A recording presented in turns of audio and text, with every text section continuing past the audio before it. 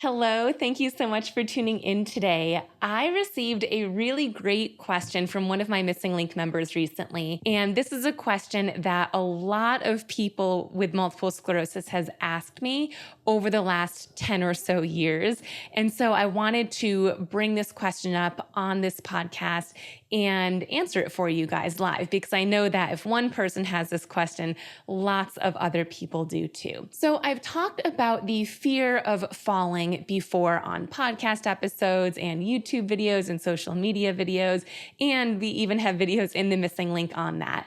But usually when we're talking about fear of falling, it's typically due to poor balance or lack of strength. And this question looks at the fear of falling a little bit different. So the question is, what if my fear of falling has more to do with my poor proprioception?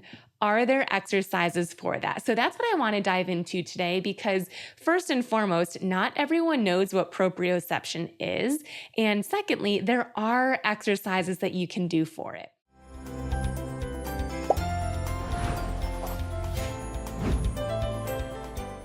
Let's dive in. Proprioception. What the heck is that? That's a really weird word. Proprioception is your body's ability to understand where your body is in space, and more specifically, where your limb is in space. And an example of this might be if you were sitting right now. I'm assuming most of us are sitting. If you're sitting and you close your eyes and you were to move your arm out in front of you, can you tell where your arm is? Can you feel that it's out in front of you? And in the physical therapy clinic, the way that we test this is we have you close your eyes and then we move your limb. We might move your arm or your leg or your toe. And I ask you, is your toe up or down? Or is your knee straight or bent? And so it's even better if you can test this where someone else is moving you, but it still applies if you're moving your own limb. So again, you'd close your eyes, move your limb. It could be your arm, it could be your leg, just anywhere. It could be out to the side, overhead, forward. Can you tell where it is in space?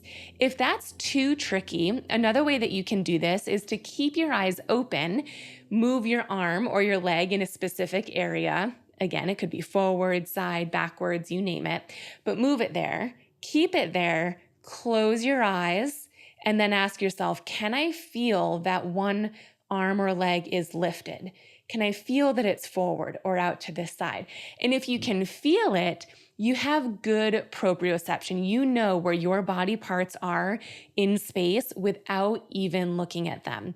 But if you can't tell, especially when someone else is moving the limb for you, if you can't tell where it is, that might be a really good sign that you don't have appropriate proprioception. And we need proprioception for balance, for controlling our posture, and controlling our movements, which includes walking, which is why if you have a fear of falling, fear of tripping, fear of losing your balance or feeling unsteady, one big cause of this could be poor proprioception, because you're unable to control your limbs, especially without looking at them. And when we're walking, usually we're not looking down at our feet.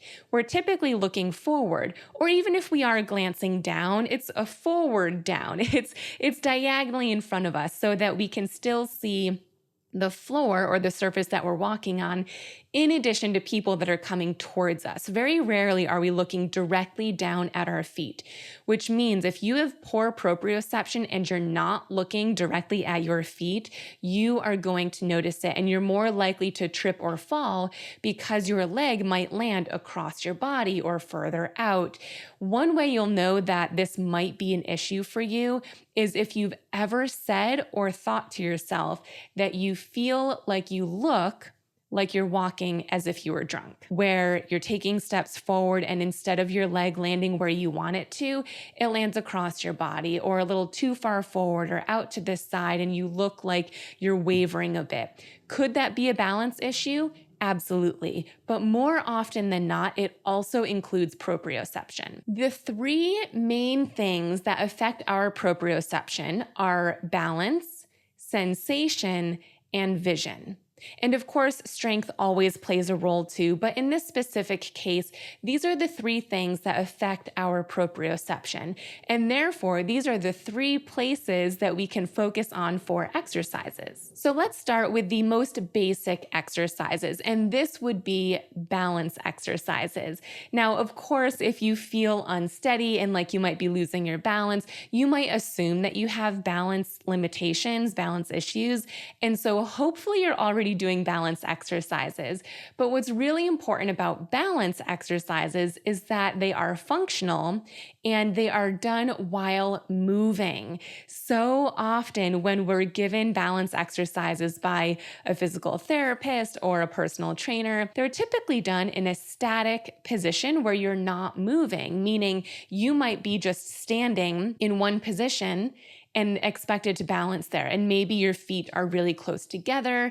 Maybe they are in tandem stance where one foot is directly in front of the other. Maybe your eyes are closed. Maybe they have you move your head, but your body is staying in one position. Now, that's one form of balance, and it's a good form of balance. But when we're talking about proprioception and walking, it's really important that your balance exercises include movement. So one of my favorite movement-based balance exercises is weight shifting. Weight shifting is one of the most underrated exercises. If you cannot shift your body weight forward and back, you will not be able to successfully take a step forward. And then if we combine that with poor proprioception, holy cow, I'd be nervous to see what happens there. Because not only can you not shift your weight forward, but then that is going to cause even more difficulty to lift your back leg to bring it forward.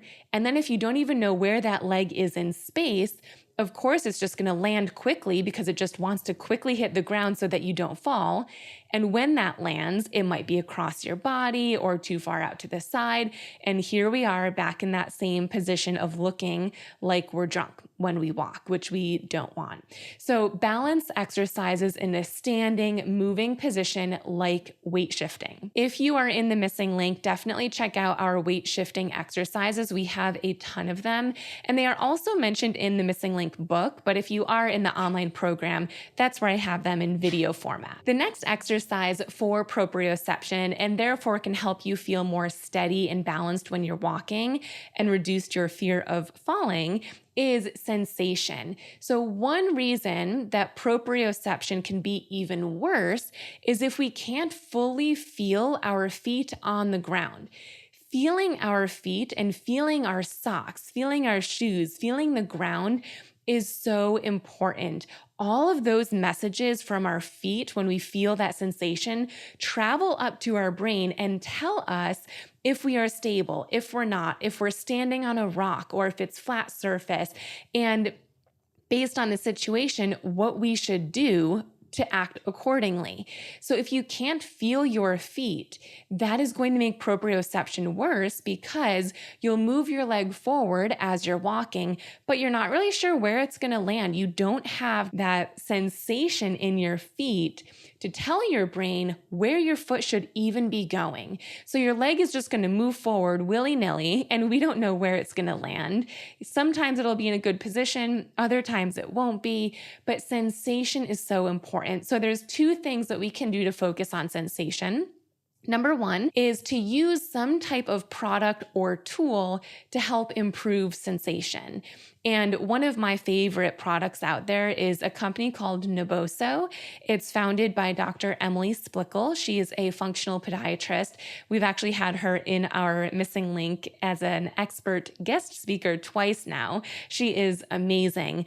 And they have lots of different products to help you feel your feet better. Now, if you have hypersensitivity, where you definitely feel your feet, you feel the ground so much that it hurts sometimes, then this wouldn't be a good fit for you. This is more so for people who do not have enough sensation. Maybe there's numbness or just lack of sensation or tingling in your feet. And so you could use an insert. Again, they have lots of different tools. They've got socks, they've got balls, lots of things. I prefer their insoles, and they specifically have ones called neuro insoles. I will put the link for them them and a discount code for them down in the show notes. So definitely check that out.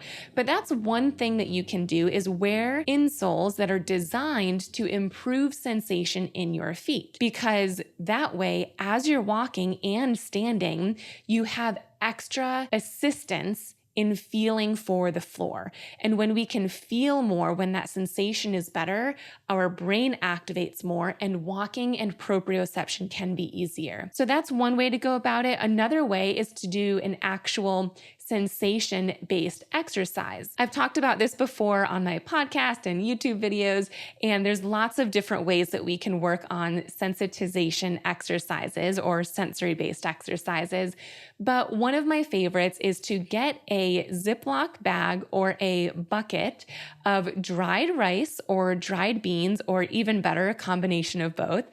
Dump that in, and then put your foot or both feet into the bag or the bucket.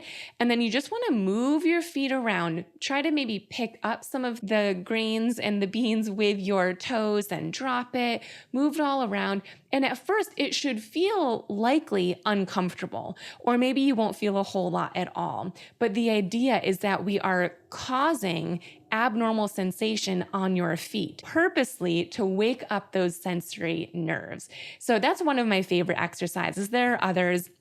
Those are also in the online program, The Missing Link, but that would be a really great start to work on sensation as well. The next thing that can affect proprioception is vision. And hopefully this one is a no-brainer now, because as I mentioned in the beginning, proprioception has a lot to do with where we are looking, or if we're looking at all, if our eyes are closed versus if they're open.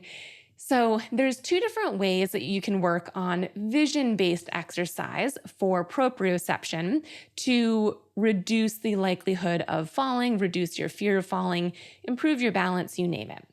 Number one is to practice moving a limb, moving your foot, moving your knee, moving your hand, finger, etc., without looking. So as I mentioned earlier, we use that as an evaluation tool where we closed our eyes and then moved to see, can I feel this? But you can also use that as an exercise as well. Similarly, you can use the same exercise, but your eyes are open. So keep your eyes open, move straight in your knee, or lift your toes up as much as you can, even if you have foot drop, and look down at your knee or at your foot and see, is it moving? Can I feel it? Okay, let me close my eyes. Can I still feel that it's there? And you'd practice over time learning that proprioception, first with looking at the body part and then with not looking at it. And there is a happy medium too, where you can look diagonally in front of you. So instead of looking directly at your foot or at your knee or whatever body part is moving, and instead of not looking at all with your eyes fully closed, you can look diagonally forward. And what that does is you're usually able to still see the limb in your peripheral vision. So you're not exactly looking at it directly, but you can still see it in your field of vision, field of sight. And that can be a good happy medium where you might start or progress to. And my final favorite exercise, I saved the best one for last, for proprioception is something that I call the cone tap. This too is in my online program, The Missing Link, and I'm going to explain it to you. But first I want to share that this specific exercises uses a lot of muscles. It uses your hip flexors. It uses your knee flexors. It makes you lift your ankle with your ankle dorsiflexors. It requires single leg balance, even if you're using a mobility aid. So it can be a challenging exercise in itself because it requires use of so many different muscles and body parts. But the final piece of this exercise is where we get the proprioception to kick in. So what you're going to do is find a tool. This exercise is called the cone tap because we're going to tap a cone, but it doesn't literally need to be a cone. The smaller or shorter the item you use, the easier it will be for your strengthening and balance. So for example, I'm at my desk right now and I just have this coaster. I love using a coaster for this cone tap exercise because this coaster is not even a half an inch high. And so this is going to be really easy to lift my leg and to tap. But the trick is to pick a height of an item that works for you, but also to pick an item that has a specific mark on it. So I'm holding up a coaster right now that has a picture of leaves on it. And for this specific exercise, I'm not just aiming to tap my foot on the entire coaster. I'm going to pick a specific leaf and maybe even a specific part of the leaf. Maybe it's going to be the tip of it or the stem of it. The more specific I get of where I am trying to tap, that's where proprioception comes into play. And we're specifically going to be tapping it with our heel, which can be tricky if you have foot drop or drop foot, but it's necessary in order to make sure that we are taking a good step forward versus just taking any step forward, not caring where our leg goes. So to do this exercise, you're going to pick your item. In my case, I chose a coaster. It could be a cone. It could be a candle. It could be, I'm just looking around my desk to see what else I have. It could be your phone. It could be a book, and you're shooting for a specific letter that's on the book. It could be anything. But you're going to pick your item. Then you're going to stand close to it, not so close that it's touching your foot already, maybe an inch or two back. Then you're going to lift one leg up, and with that leg, tap your heel to the specific spot on the item that you chose. And at first, you can look down. Absolutely. Look down at the item that you chose, tap your heel, and then remove your heel and come back to regular standing. You can definitely use a mobility aid for this because it is going to challenge your balance, but that's what the exercise is. That's the cone tap exercise. So lift, tap your heel, and then return to the start position. Lift, tap your heel, return to the start position. As you get better and better at this, you can start looking diagonally forward instead of directly down at your feet. So you can still see where the item is in your peripheral vision. You're just not looking directly at it. Now, this exercise would be extremely challenging and potentially not even possible if you're not looking at the item or if it's not in your peripheral vision. So I don't think the goal here is necessarily to be able to do this exercise while looking forward, not looking down at all, and it's not in your peripheral vision. That's just unrealistic. And in real life situations, you wouldn't really stumble upon that. So this is a really good exercise to work on foot placement. That's the main goal of this exercise. So if it's too challenging to do because of balance, hold on to something. If it's too challenging to do because of weakness in your legs, then choose a shorter item. The higher the item, the more strength it requires. So make it work for you and where you're at today, which might be different from where you were at yesterday or where you'll be tomorrow. I hope you found this helpful, whether you were here for the exercises or just to learn more about what proprioception is. It's a really important part of walking, and I think it's important that we understand that it exists and what it is, because if we don't know what it is or that it even exists, then we likely won't do anything to fix it. We likely would just focus on one of those 4 types of exercises versus all 4. And of course, you want to prioritize. You would not have to do all of those exercises in one day or maybe even 1 week. But just knowing that those are the types of exercises that you should be doing, you can more easily incorporate 1 or 2 throughout your exercise routine, therefore leading to better proprioception, better balance, reduced risk of falling, and reduced fear of falling or tripping. Thanks so much for tuning in today. I'll see you next time.